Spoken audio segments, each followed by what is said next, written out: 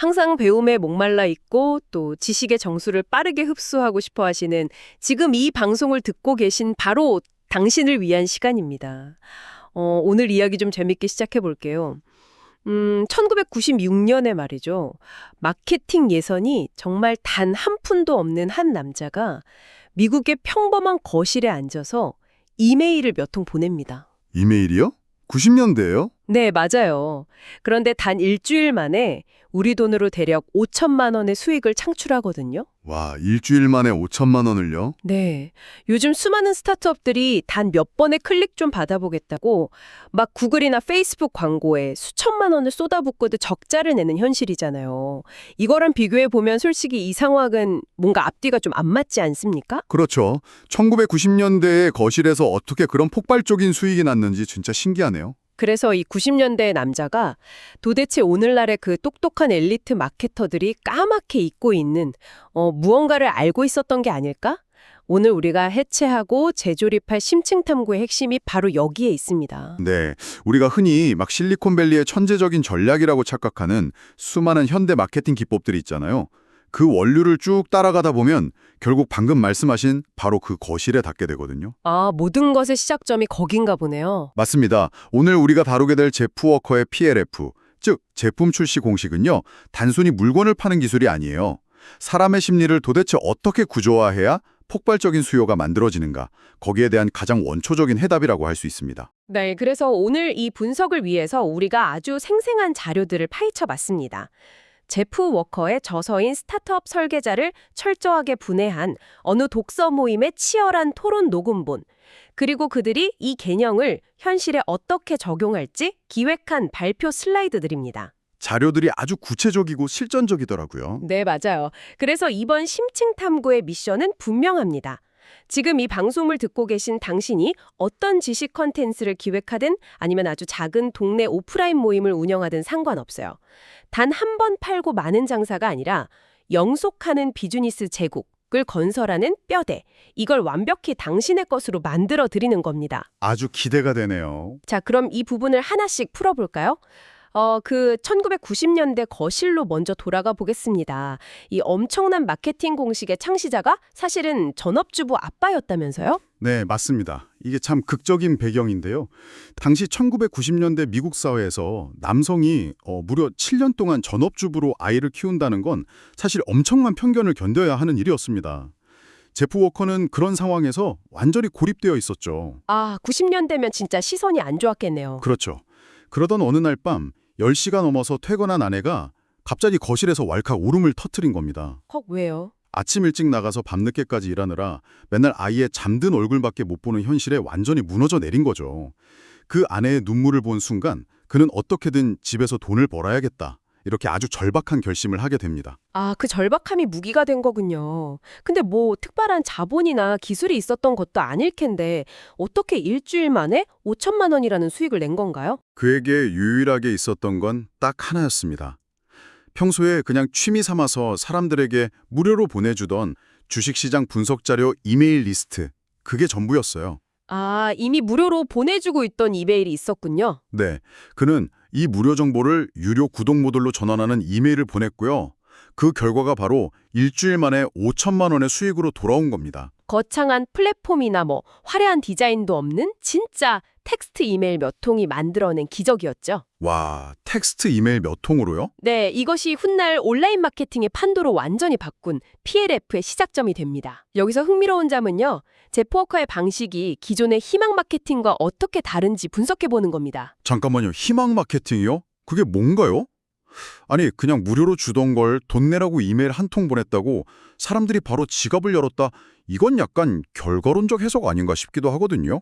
기존에도 그냥 물건 만들어서 전단지 돌리로 광고하는 방식은 늘 있었잖아요. 네, 그렇게 생각하실 수 있습니다. 그래서 제프 워커가 가장 혐오했던 개념인 이 희망 마케팅을 들여다봐야 해요.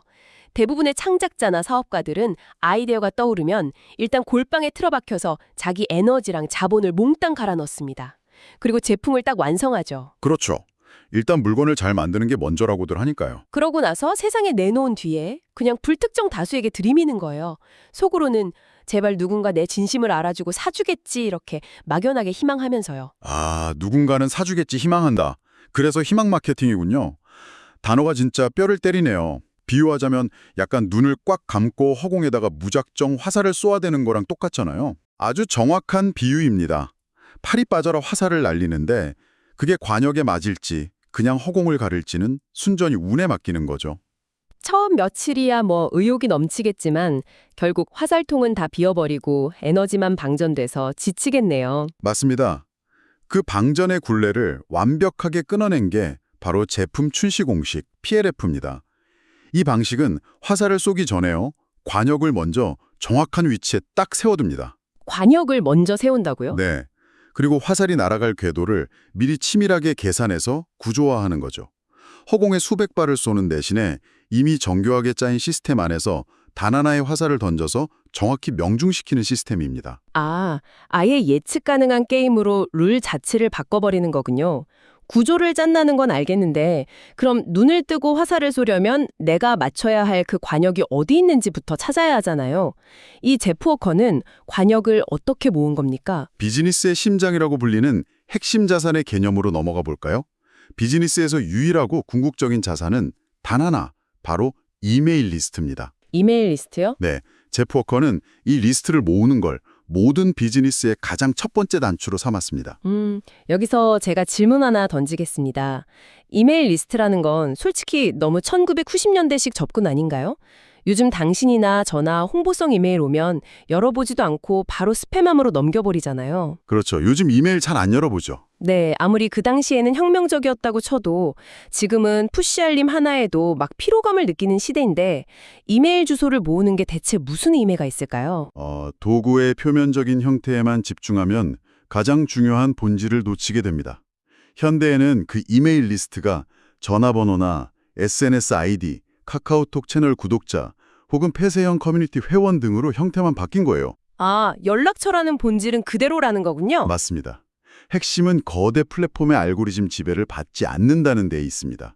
유튜브나 인스타그램 같은 건 알고리즘이 하나쯤에 바뀌면 수십만 팔로워를 가진 사람도 조회수가 바닥을 치잖아요. 맞아요. 플랫폼이 세입자인 창작자를 언제든 내쫓을 수 있는 셈이죠. 바로 그겁니다. 하지만 나만의 리스트는 알고리즘의 변덕이나 플랫폼 정책에 휘둘리지 않죠.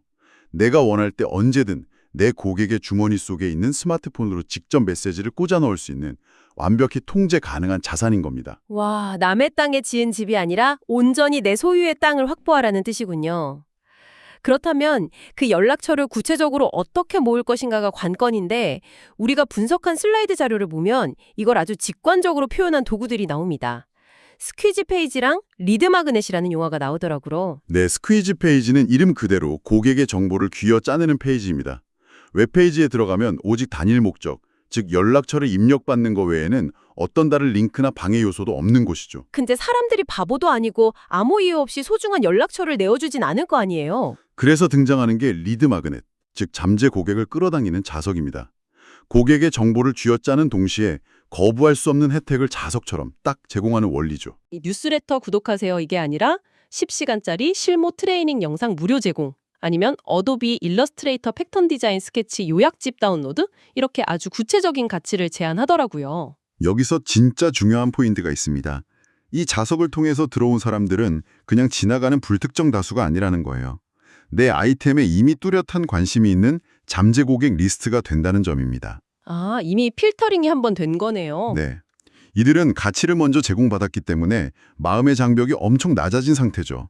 이 잠재 고객들이 나중에 지갑을 여는 최초의 고객 리스트가 되고 궁극적으로는 당신이 새로운 걸 런칭할 때마다 막 열광적으로 참여해주는 핵심 그룹, 런칭 리스트로 진화하게 됩니다. 와, 여기서부터 진짜 흥미로워집니다. 좋습니다. 이제 우리 앞에는 그 강력한 자석으로 끌어모은 잠재 고객들의 명단이 딱 있습니다. 근데 여기서 함정에 빠지기 되게 쉬울 것 같아요. 명단 얻었으니까 당장 제발 제 물건 좀 사세요 하고 대량 문자 쫙 돌리고 싶어질 텐데 그렇게 하면 바로 차단당하잖아요. 애써 모은 관역을 우리 손으로 태워버리는 꼴인데 에너지를 흐트리지 않고 폭발시키려면 대체 어떤 구조가 필요한 겁니까? 이걸 더 큰 관점에서 연결해보면 명확해집니다. 비즈니스를 건물을 올리는 과정이라고 상상해보세요. 연락처 명단을 모은 건 이제 막 기초 공사를 하려고 털을 닦은 거에 불과해요. 건물을 제대로 올리려면 철저한 설계도, 즉 마스터 아키텍처가 필요합니다. 네, 마스터 아키텍처요? 네, 제프 워커는 이 과정을 4단계 시퀀스로 정교하게 나눴습니다. 첫 번째 단계가 바로 프리 런칭, 즉 런칭 전의 전 단계입니다. 그러면서 이때는 대체 뭘 합니까? 철저하게 시장의 거부감을 파악하고 기대감을 조성하는 단계예요. 내가 판매자라는 사실을 싹 숨긴 채 커뮤니티나 리스트에 질문을 슬쩍 던집니다. 예를 들면 저 이런 주제로 뭔가 만들어 보려는데 여러분이 이 분야에서 제일 답답하게 느끼는 게 뭐예요? 하고 운을 띄우는 거죠. 와, 묻는 거네요. 네, 사람들은 판매 의도가 없다고 느끼면 아주 적극적으로 자기 결핍이랑 불만을 막 쏟아내거든요. 이 피드백이 바로 다음 단계의 핵심 연료가 됩니다. 내가 막 만들고 싶은 걸 만드는 게 아니라 그들 입을 통해서 진짜 필요한 게 뭔지 실토하게 만드는 거군요. 그럼 그 다음 두 번째 단계는 뭔가요? 두 번째가 프리런칭입니다. 여기서부터가 PLF의 진가이자 심장인데요. 본격적으로 신뢰를 구축합니다. 핵심은 황금 비율이에요. 철저하게 90%의 교육적 가치 제공과 단 10%의 판매 암시로 이루어집니다. 아, 90대 10이요? 앞서 사람들이 쏟아냈던 불만들 있잖아요. 그걸 해결해주는 유용한 정보를 계속 무료로 제공하는 겁니다. 그러면 고객 머릿속에서는 아, 이 사람은 나한테 물건 팔려는 장사꾼이 아니라 내 문제를 해결해주는 전문가구나, 이런 극적인 심리적 전환이 일어나는 거죠. 와, 장사꾼에서 전문가로 포지션이 바뀌는 거네요? 그리고 마침내 세 번째 단계, 오픈 카트가 열리겠군요. 드디어 물건을 파는 겁니까? 그렇습니다. 하지만 기존 방식과는 양상이 완전히 달라요. 이 오픈카트 단계의 핵심은 압축된 시간입니다. 예를 들어 단 10일간만 세일합니다. 혹은 선착순 50명만 받습니다. 이렇게 아주 강한 희소성을 부여하죠. 아, 시간 제한을 빡 두는 거네요. 네, 기존의 희망 마케팅에서는 언제 팔릴지 몰라서 1년 내내 조바심 내다가 에너지가 고갈되잖아요. 그런데 이 방식에서는 프리런칭 기간 동안 이미 구매욕이 한계치까지 차오른 사람들이 카트가 열리자마자 댐 무너지듯 몰려듭니다. 이 짧고 폭발적인 시기에 생산자는 에너지가 방전되는 게 아니라 오히려 아드레날린이 막 솟구치게 되죠. 그렇게 다 팔고 나면 끝인가요? 셔터 내리면 끝? 아닙니다. 4단계인 포스트 런칭이 남아 있습니다. 돈 다 벌었는데 굳이 후속 조치가 왜 필요하죠? 이 포스트 런칭이 바로 단발성 장사랑 영속하는 제국을 가르는 분수령이거든요. 물건을 산 사람에게는 완판의 자부심을 줍니다. 당신은 탁월한 선택을 한 특별한 그룹입니다 하면서 극진히 대우하죠.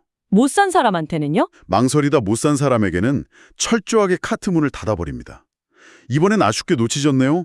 다음 기회를 꼭 기다려주세요 하면서 강렬한 아쉬움을 남기는 거죠. 이 아쉬움이 다음 런칭 때 그들을 제일 먼저 카트로 달려오게 만드는 무한 루프의 동력이 됩니다. 와, 이 4단계 과정을 쭉 듣다 보니까 제 머릿속에서 어떤 하나의 완벽한 이미지가 탁 겹쳐집니다. 이거 완전히 영화 개봉 시스템이랑 똑같지 않나요? 오, 영화 개봉이요? 네, 영화도 본격적으로 홍보하기 전에 먼저 제작 발표회나 캐스팅 기사를 슬쩍 흘리면서 대중의 반응을 살피잖아요. 이게 프리 런칭인 거고요. 그다음 본편은 꽁꽁 숨겨둔 채로 화려한 예고편 풀고 평론가들 모아서 시사회 열어 입소문 내는 게 신뢰를 쌓는 프리런칭 단계인 거죠. 아주 예리한 통찰이시네요. 대중은 그 과정에서 기대감이 엄청나게 증폭되죠. 그렇죠. 그러다 개봉 첫 주말에 감독, 배우들 총출동해서 무대 인사 돌고 압축적으로 관객을 막 긁어 모으는 그 며칠간이 바로 오픈 카트고요.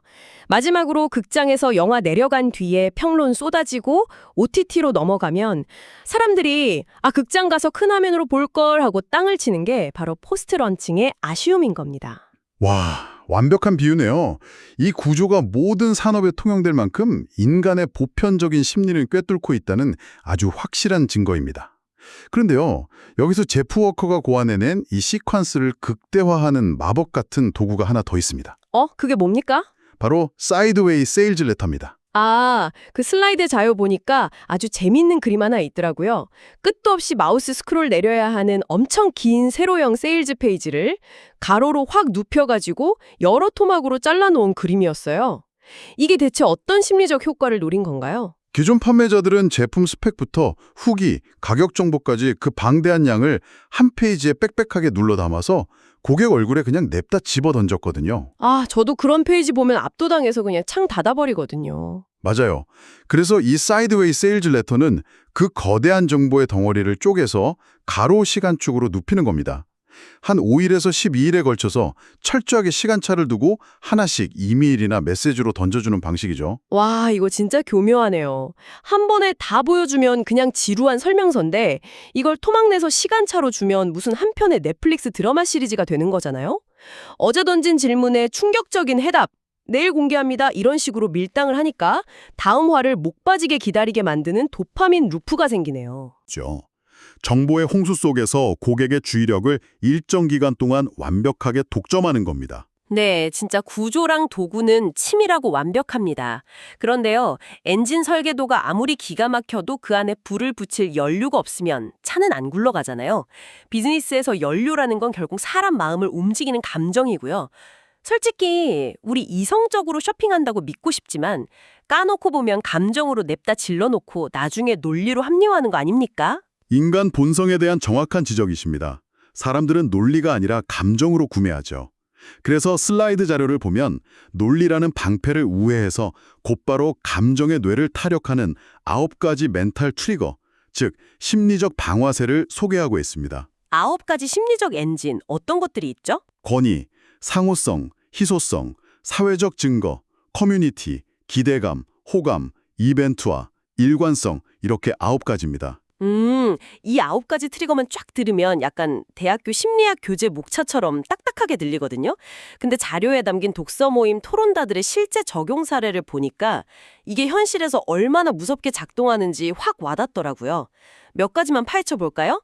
먼저 권위라는 트리거는 어떻게 당겼나요? 이분들은 단순히 저희 독서 모임은 책을 아주 깊이 있게 읽습니다. 이렇게 홍보하지 않았어요. 대신에 이 모임의 리더는 지금까지 책을 3,000권 읽고 삶을 변화시킨 사람입니다. 이렇게 숫자를 전면에 내세웠죠. 적인 사고를 끄고 순응하게 되네요. 그 상호성 적용도 훌륭했습니다. 내가 먼저 주면 상대는 빚진 마음을 느껴서 돌려주려 한다는 원리잖아요. 근데 이걸 막 강요하는 게 아니라 아침 일찍 오시는 분들을 위해 조건 없이 따뜻한 커피와 프리미엄 빵을 무상으로 세팅해 놓겠습니다. 이러더라고요. 맞아요.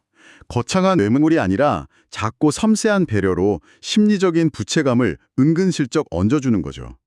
일관성의 트리거도 신뢰를 형성하는 강력한 무기였습니다.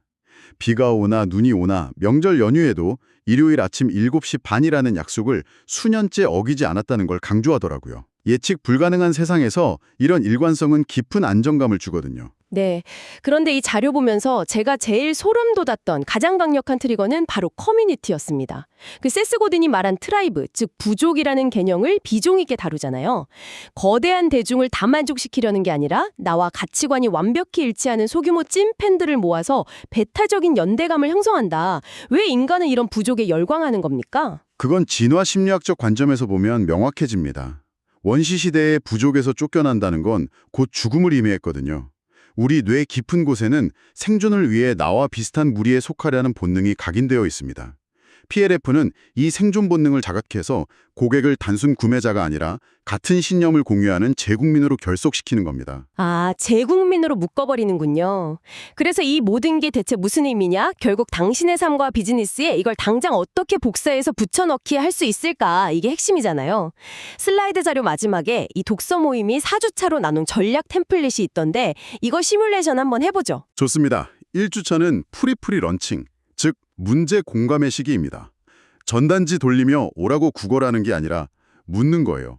수많은 책을 읽어도 왜 우리 통장 잔고는 1mm도 변하지 않을까요? 저만 답답한 걸까요? 하고요. 와, 상처를 확 건드리는 질문이네요. 그럼 2주차 프리런칭 단계는요? 해결책 제안을 슬쩍 흘립니다. 여러분 의견을 종합해보니까 눈으로 소비하는 것과 치열하게 토론하며 내 삶에 적용하는 건 완전히 다른 차원이더군요. 라고요. 그럼 3주차에 접어들면서 결정적인 신뢰 구축을 위해 사회적 증거를 보여주겠네요. 지난 시즌에 700페이지 벽돌책 완독하신 분이 매출 3배 올렸다고 방금 연락 주셨습니다. 이렇게요? 그렇죠. 이쯤 되면 도파민이 폭발 직전일 겁니다. 마침내 4주차 오픈카트가 열립니다. 그래서 다음 주 일요일 완전히 새로운 책으로 시작하는 4주 과정 딥 리딩 모임 오직 10분만 모십니다. 지금 신청 페이지 엽니다. 와, 저라도 당장 결제 누르겠네요. 그냥 독서 모임 회원 모집, 회비 5만 원 이렇게 틱 붙여놓는 거랑은 뇌를 장악하는 차원이 다릅니다. 당장 뭐 작은 모임을 하든 지식 콘텐츠를 팔든 내 삶에 적용해 볼 수 있는 아주 실질적인 팁이네요. 맞습니다. 희망 마케팅을 쓰레기통에 쳐박고 가치를 제공하며 찐팬을 형성하는 본질에 집중하는 거죠. 자, 오늘 우리는 참 많은 겹을 벗겨냈습니다. 아내의 눈물을 닦아주기 위해 시작했던 한 남자의 이메일이 어떻게 완벽한 지식 비즈니스 제국의 공식으로 진화했는지 해부해 봤고요. 허공에 쏘아대던 화살을 거두고 나만의 관역을 모으며 찐팬이라는 부족을 빚어내야 한다는 걸 배웠습니다. 비즈니스를 넘어서 우리 사회 전체를 향한 묵직하고 도발적인 질문 하나가 떠오릅니다. 도발적인 질문요? 어떤 거죠? 이 마케팅 공식과 알고리즘이 맞물리면서 현대 사회는 나와 생각이 완벽히 일치하는 사람들끼리만 뭉치는 수많은 소규모 부족 사회로 쪼개지고 있습니다. 비즈니스 입장에선 환상적이겠죠. 하지만 우리 모두가 각자의 찐 팬들로만 둘러싸인 안전한 가두리 양식장을 구축하는 데 성공한다면 우리는 과연 나와 다른 생각을 가진 사람들과 어떻게 대화할 수 있을까요? 기존 부족의 틀을 깨는 혁신적이고 불편한 진실은 도대체 어떻게 세상에 퍼져나갈 수 있을까요? 와, 이거 진짜 통렬하네요. 타겟을 너무 좁히고 환호하는 사람만 남겨두면 결국 내가 만든 제국이 외부랑 단절된 고립된 섬이 될 수도 있다는 경고군요. 비즈니스 승리 공식이 낳은 아주 아이러니한 그림자네요. 오늘 밤엔 당신이 어떤 관역을 겨누고 있는지 점검해 보시길 바랍니다. 그리고 당신이 쌓아 올리려는 그 부족의 성벽 너머 당신과 다른 생각을 가진 세상과는 어떻게 다시 연결될 수 있을지 스스로 한 번쯤 깊이 고민해 보시는 것도 좋겠습니다. 당신의 치열한 성장을 응원하며 다음 심층 탐구에서 당신의 뇌를 깨울 더 날카로운 자료로 다시 찾아오겠습니다.